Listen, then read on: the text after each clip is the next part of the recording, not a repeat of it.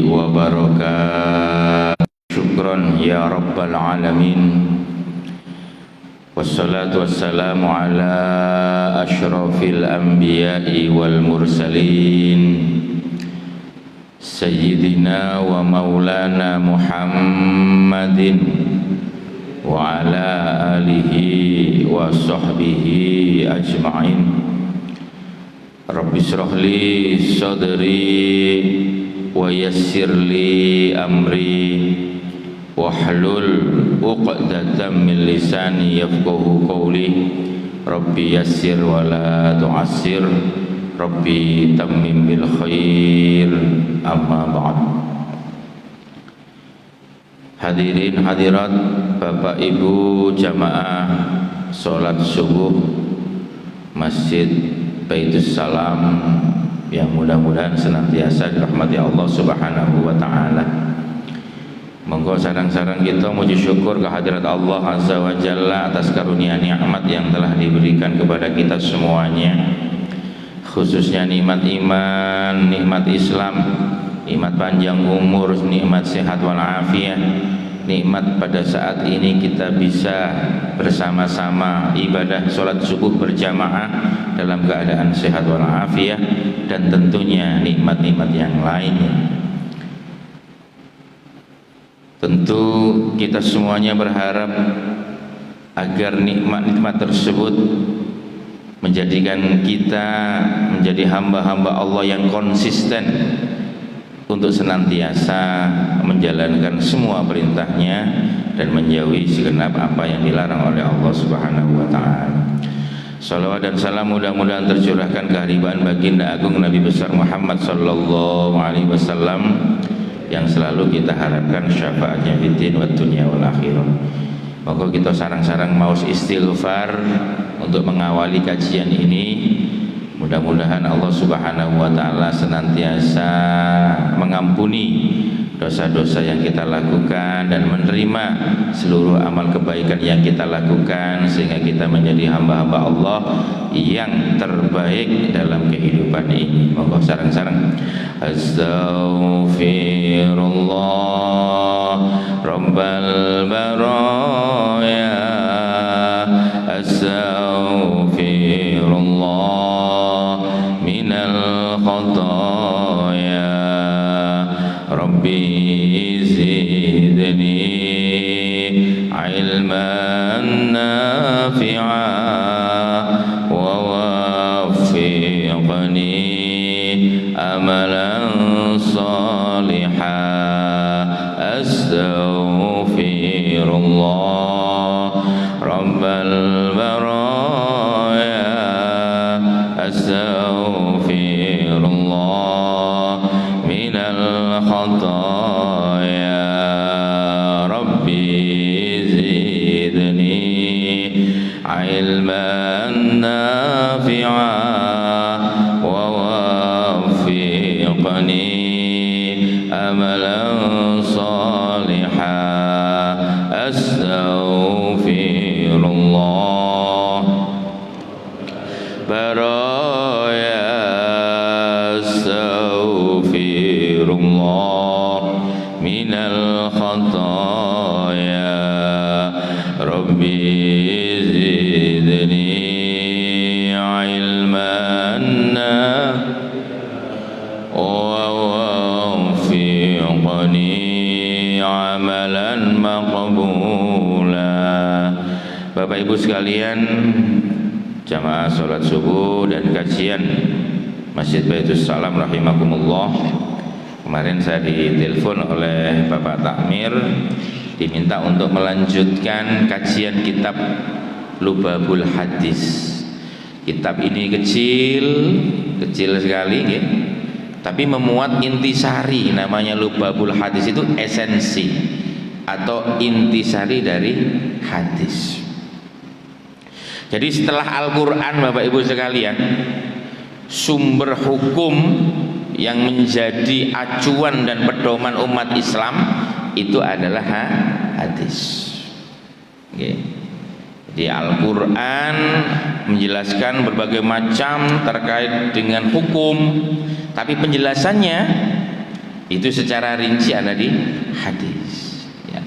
Karena sebenarnya hadis ini juga dari Allah. Nah, dari Allah. Kenapa demikian? Di dalam Al-Quran sendiri Allah menegaskan, wa ma yantiqu anil hawa in huwa illa wahyu yuha. Itu dalam Al-Quran, bahwa sekali-kali kamu Muhammad tidak akan berbicara, wa ma yantiqu anil hawa, berdasarkan nafsumu, in huwa illa wahyu yuha. Akan tetapi yang kamu bicarakan Muhammad tidak lain terkecuali adalah wahyu yang Allah berikan kepada. Nah, jadi hadis ini memang ucapan Rasulullah, akan tetapi itu berdasarkan wahyu dari Allah. Maka di sini kemudian ada klasifikasi hadis. Bapak Ibu sekalian, sekedap mawon kita coba sebelum kita baca kitab ini, kita memahami secara dasar dulu apa sih hadis niku. Dalam terminologi ilmu hadis ya, dijelaskan hadis itu adalah ma'udhifa ilan nabi, apa yang disandarkan kepada Nabi, kepada Rasulullah, kaulan berupa perkataannya. Jadi kaulan perkataannya gitu. Jadi namanya hadis kauli. Wa fi'lan, lah niki, atau perbuatannya. Jadi kaulan, wa fi'lan, wa taqriron, dan juga penetapan Rasulullah. Makanya kemudian dikenal hadis takriri. Ada hadis kauli ya, qala Rasulullah sallallahu alaihi wasallam, itu namanya hadis qauli. Nah, jadi langsung diucapkan oleh Rasulullah. Kemudian ada wa fi'lan, hadis fi'li, yaitu apa? Perbuatan atau apa yang dilakukan oleh Rasulullah. Jadi biasanya ra'aitu Rasulullah sallallahu alaihi wasallam, saya melihat Rasulullah begini ya. Misalkan hadis tentang sholat, misalkan Sallu kama ra'aitumuni usolli, sholatlah kamu sebagaimana melihat aku sholat. Maka Rasulullah sholat dengan mengangkat tangan, kemudian ruku, sujud. Nah ini semuanya dipraktekkan langsung oleh Rasulullah berupa fi'liyah, berupa perbuatan Rasulullah. Nah, namanya hadis fi'li atau hadis takriri. Jadi penetapan Rasul. Misalkan hari ini kan tanggal 10 Asyura. Tanggal 10 Asyura. Disunahkan untuk puasa, yukafiru adzunub sanatal madiyah, yang faedahnya itu bisa menghapus dosa-dosa setahun yang lalu. Tapi puasa tanggal 9 tidak saat itu. Maka ketika disampaikan untuk membedakan, karena puasa tanggal 10 Asyura itu biasa dilakukan oleh orang-orang Yahudi ya, karena memperingati, atau hari rayanya orang Yahudi lah, karena memperingati Nabi Musa selamat dari kejaran Fir'aun ya. Bani Israel yang dipimpin oleh Nabi Musa selamat dari kejaran Fir'aun itu pada tanggal 10 Muharram. 10 Muharram.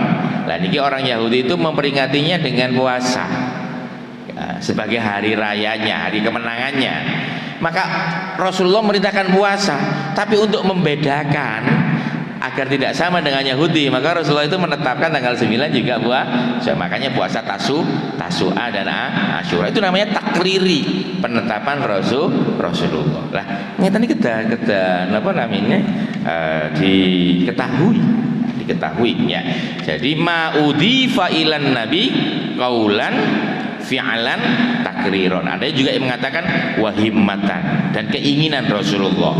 Karena Rasulullah itu punya keinginan mau puasa tanggal 9 Muharram ini, tapi sebelum tanggal 9 yang dilalui atau tanggal 9 Muharram ini Rasulullah wafat. Maka himmah, keinginan Rasulullah. Jadi ada penetapan Rasulullah, ada keinginan Rasulullah yang tidak dilakukan karena beliau wafat terlebih dahulu. Jadi seperti itu.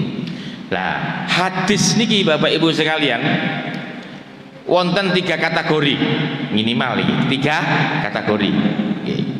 Jadi apa yang disandarkan Rasulullah berupa perkataan, perbuatan, penetapan maupun keinginan Rasulullah ada 3 jenis. Yang pertama namanya hadis mutawatir. Hadis mutawatir. Napa hadis mutawatir itu? Adalah hadis yang diriwayatkan oleh banyak orang, ya, minimal lebih dari tiga orang dalam tiap tobakat. Tobakat itu tingkatan. Jadi mulai generasi sahabat itu lebih dari 3 orang, generasi tabiin lebih dari 3 orang, generasi tabiin lebih dari, sampai kemudian sampai mukhorijnya, misalnya Imam Bukhari, Imam Muslim dan seterusnya, Imam Nasai, Tirmidzi, itu namanya mutawatir. Jadi hadis ini diriwayatkan oleh banyak orang. Contohnya yang mutawatir yang sering kita dengar itu innamal a'malu binniyat wa innamal likulli imri'in ma nawa. Ini yang meriwayatkan banyak, ini sahabat. Ada sahabat Umar, sahabat Ali, sahabat Aisyah dan seterusnya. Ya, jadi banyak yang meriwayatkan hadis innamal a'malu binniyah wa innamal likulli imri'in ma nawa. Itu namanya mutawatir. Jadi hadis ini tidak usah diragukan karena sudah menjadi pemahaman umum, orang tahu semua hadis ini. Lah di bawahnya hadis mutawatir itu ada yang namanya hadis masyhur. Hadis masyhur. Nggih, Bang nggih. Napa hadis masyhur itu? Hadis yang diriwayatkan oleh banyak orang tapi tidak sampai derajat mutawatir. Tidak sampai derajat mutawatir. Terkenal lah, hadis yang terkenal. Ya sering kita dengar lah seperti itu. Nah, yang nomor 3 niki yang penting untuk kita pahami. Hadis ahad 3 niki. Jadi apa hadis ahad itu? Hadis yang diriwayatkan oleh satu orang. Oke, tiap tobakot satu, ini. Nah, inilah yang kemudian ya berpotensi untuk ya tidak sampai kepada Rasulullah. Jadi dibuat-buatlah kira-kira seperti itu. Maka hadis ahad ini dibagi 3. Yang satu disebut sahih, ya, hadis sahih. Hadis sahih ini adalah hadis yang sanad maupun matannya, nah ini bersambung kepada Rasulullah. Sanadnya nyampe kepada Rasulullah bener. Ini diteliti Pak nih, hadis sahih ini diteliti mulai dari sahabat sampai kepada yang mengeluarkan hadis ini diteliti semuanya. Nah, ini namanya sanad. An Abi Hurairah radhiyallahu anna Rasulullah sallallahu alaihi wasallam gitu. Jadi begitu Pak, diteliti begitu. Ya, sampai Rasulullah. Lah, ini namanya sanad. Sanad itu adalah orang yang meriwayatkan hadis mulai dari Rasulullah, sahabat, tabi'in terus sampai generasi selanjutnya. Nah, ini diteliti. Kira-kira nyambung nggak ini dengan Rasulullah? Ini diteliti. Nah, makanya kalau sekarang ini ribut-ribut masalah nasab, nah ini penting sekali. Apa bener nyambung dengan Rasulullah? Nah, karena hadis ini terjamin sekali. Ya, banyak buku atau kitab yang membahas masalah rijalul hadis ini, rawi-rawi ini banyak. Enggak katanya-katanya. Jari ini aku keturunannya iki, jari ini enggak. Tapi memang ada buktinya, bukti ilmiahnya. Itu namanya sanad. Kemudian matanya juga tidak bertentangan dengan Al-Quran, tidak bertentangan dengan akal sehat. Banyak hadis-hadis yang enggak masuk akal itu banyak. Lah, apakah ini benar-benar Rasulullah atau tidak? Karena begini Bapak Ibu sekalian, hadis itu di zaman Rasulullah tidak ditulis. tidak ditulis. Nggih Bang nggih? Mboten ditulis. Napa mboten ditulis? Karena Rasulullah melarang untuk menulis hadis. Berdasarkan riwayat yang masyhur dikatakan la taktubu anni ghairal Quran. Janganlah kalian menulis dariku selain Al-Qur'an. Faman kataba anni ghairal Quran falyatabawwa maq'adahu minan nar.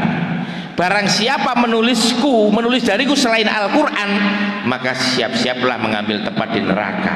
Gak boleh hadis ditulis selain Al-Qur'an. Maka hadis ini 200 tahun tidak ditulis, sampai kemudian pada masa kekhalifahan Umar bin Abdul Aziz yang memerintahkan salah seorang ulama namanya Syihabuddin Az-Zuhri untuk pertama kali membukukan hadis, sehingga banyak hadis-hadis yang dipalsukan banyak. Lah niki, kenapa tidak ditulis? Karena Rasulullah takut ya tercampur dengan Al-Quran. Makanya ditulis di generasi awal itu, di masa Rasulullah hidup dan sahabat itu hanyalah Al-Quran. Nah ini pentingnya hadis sahih. Hadis ini banyak Pak, nanti kalau memang diteliti ini benar-benar nyampe ke Rasulullah ya, rawinya harus siqah, harus adil, ini syarat-syaratnya. Kemudian yang nomor 2 namanya hasan. Hadis hasan. Jadi hadis ahad itu ada 3 klasifikasi. Pertama sahih, kedua hasan. Nopo hadis hasan itu? Hadis yang tidak sampai derajat sahih karena ada mungkin satu rawinya yang cacat. Cacat dalam artian tidak sambung ke Rasulullah atau pernah dicurigai berbohong. Nah, niki ngeten. Imam Bukhari, Bapak Ibu sekalian, ketika mengumpulkan hadis-hadis itu, dia melihat dulu calon rawinya. Suatu saat ketika Imam Bukhari itu datang ke salah seorang calon rawi yang mau didatangi karena ada informasi bahwa dia meriwayatkan hadis dari fulan, dia itu melihat dia itu seorang peternak. Kemudian dia memelihara ayam. Nah, kalau orang Jawa itu kan biasanya kalau makani ayam kan kur. Nah, kan nggih. Ayamnya datang. Lah, orangnya itu lagi makani ayam begini. Ternyata nggak ada makanannya. Itu Imam Bukhari langsung balik. Karena dia dianggap tidak jujur gitu loh. Niku sampai segitunya. Nggih. Nah, apalagi kita yang tiap hari bujui, wah berat nih. Berat nih, karena penelitian dari lembaga psikologi itu 1000 kalimat yang kita ucapkan akhir-akhir ini nih, ini zaman post-truth ini, itu 70% itu berisi kebohongan. Nah, niki gak lolos jenengan sebagai perawi hadis kalau ngeten iki Bapak Ibu sekalian nggih. Nggih, niku namanya hadis hasan. Ketiga, hadis dhaif. Hadis dhaif. Kau wadah hadis dhaif itu kan nggih. Mboten sampai nang Rasulullah digawe-gawe dhewe nggih. Misalkan banyak hadis yang mengatakan begini Pak.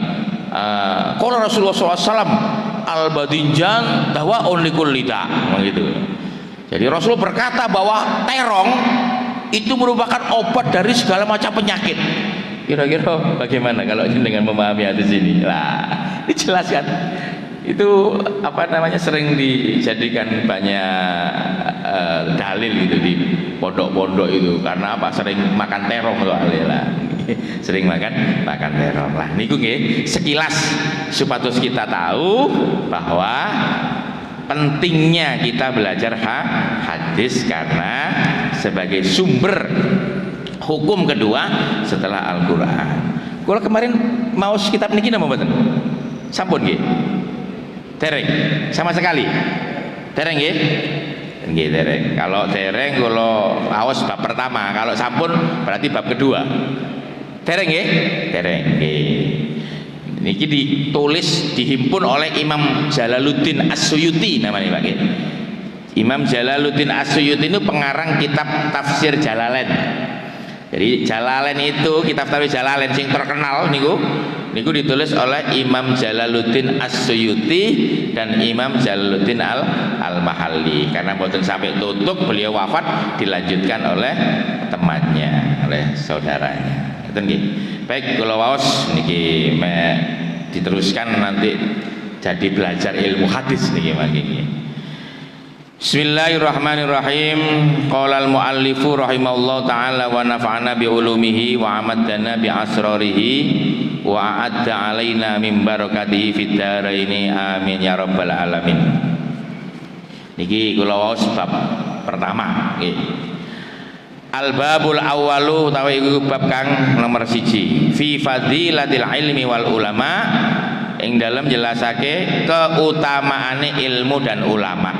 Nah, jadi bab pertama ini memotivasi panjenengan ya, bagaimana keutamaan mencari ilmu ya dan ulama. Qala Nabi sallallahu alaihi wasallam, qala wis dawuh sapa Rasulullah sallallahu alaihi wasallam li Ibni Mas'udin radhiyallahu anhu ya, kepada maring Ibnu Mas'ud radhiyallahu anhu, mugi paring ridha sapa Allah anhu ing Ibnu Mas'ud. Ya Ibnu Mas'udin, he Ibnu Mas'ud, julu suka sa'atan fi majlisil ilmi, julu suka utawi lunggone sira, sa'atan hale sak jam, sesaat, sak jam itu sesaat lah fi majlisil ilmi, ing dalam majlis ilmu, kados ngeten niku majlis ilmu.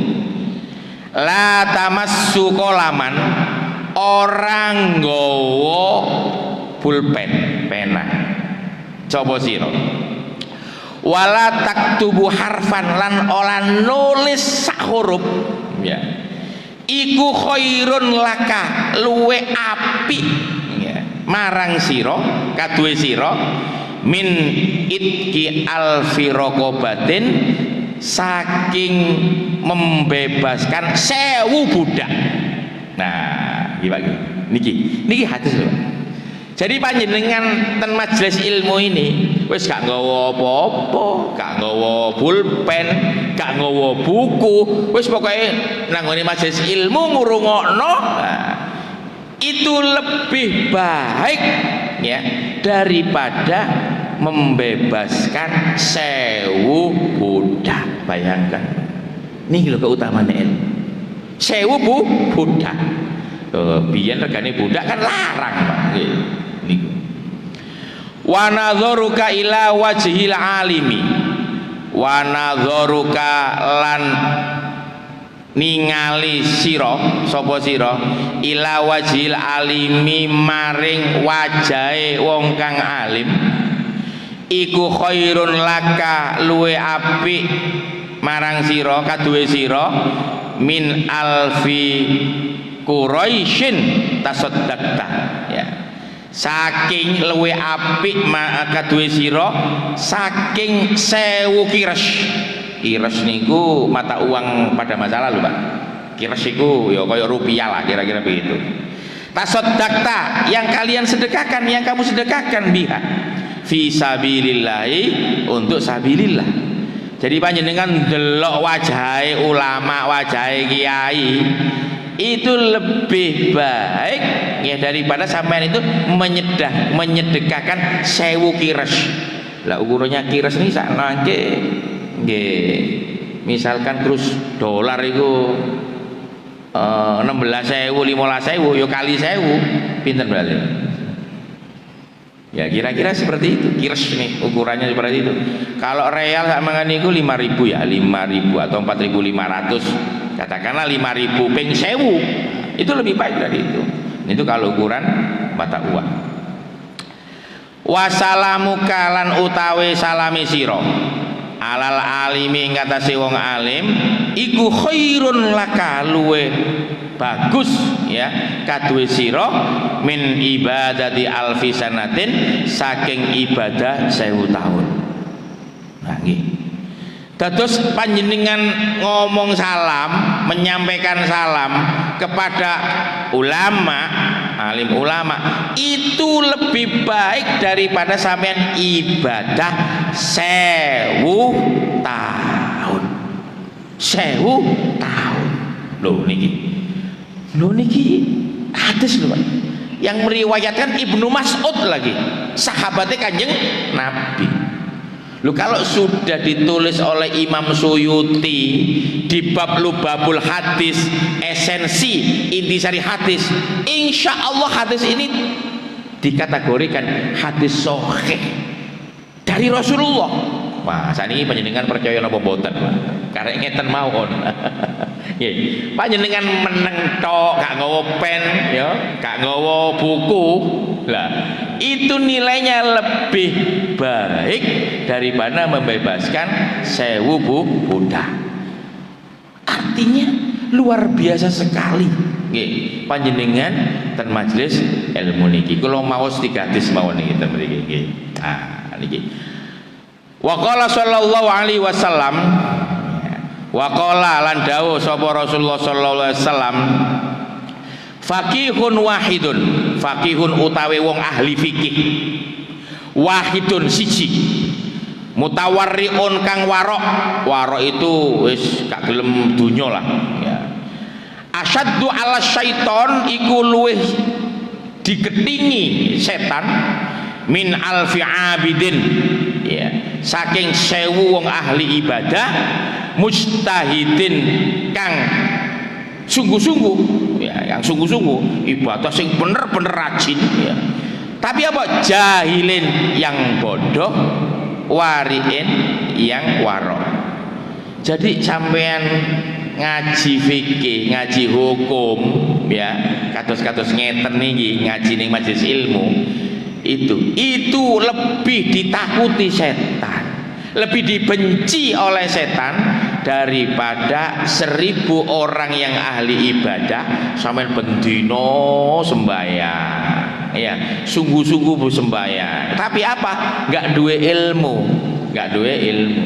Lah niki pentingnya orang belajar, pentingnya orang menuntut ilmu supados panjenengan ketika melakukan apapun apalagi terkait ibadah ikut diterima oleh Allah, diterima oleh Allah. Nggih, ngeten.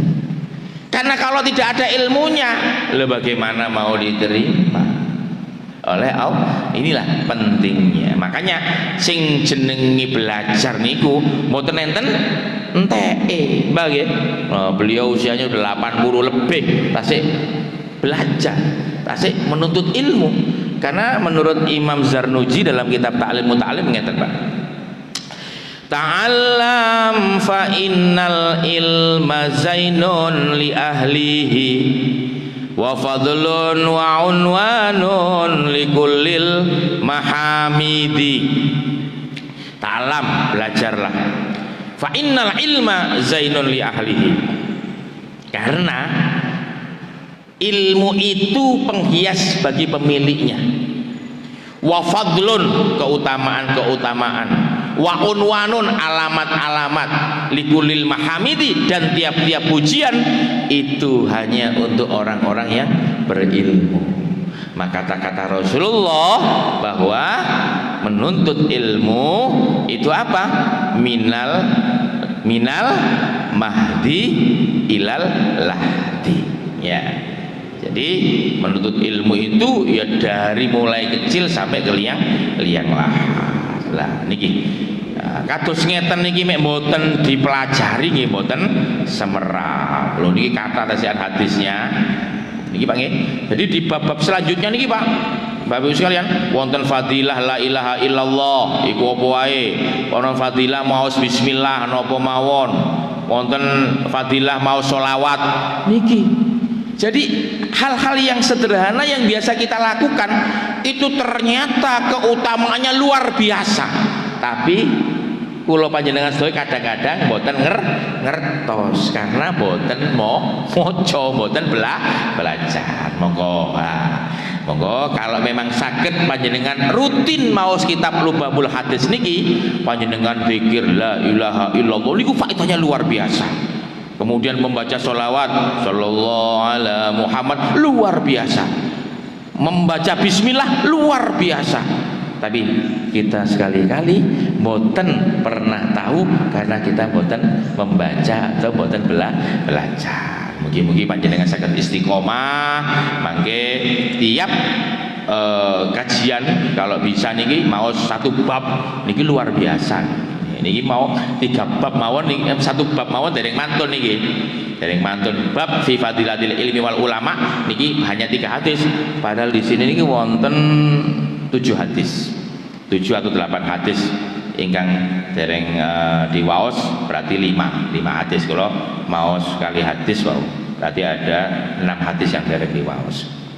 Tapi mboten napa-napa memang waktunya kita sangat terbatas niki pun setengah 6. Mugi-mugi keterangan yang singkat ini menjadikan ilmu yang bermanfaat. Kula panjenengan semerap bahwa ternyata majelis kados ngeten niki ganjarane pahalanya luar biasa. Ngeten nggih? Ngeten mugi-mugi manfaat sedaya. Al-Fatihah.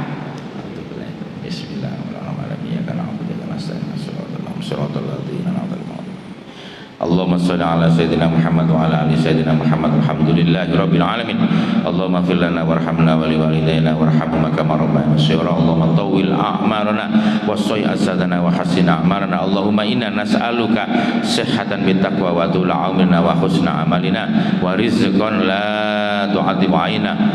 Allahumma rzuqna ilman nafi'a ya Allah. Allahumma rzuqna ilman nafi'a. Allahumma rzuqna ilman nafi'a wa amalan mutaqabbala wa du'aan mustajaba ya Allah ya Allah ya rabbal alamin. Rabbana atina fid dunya hasanah wa fil akhirati hasanah wa qina adzabannar. Walhamdulillahi rabbil alamin. Aqulu qouli hadza wassalamu alaikum warahmatullahi wabarakatuh.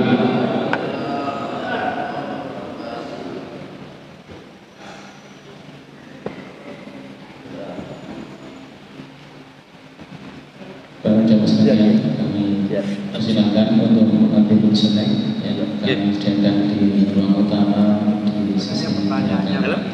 Monggo. Kita yang nggak tahu itu minta punya. Oh iya. Mau pertanyaan tadi.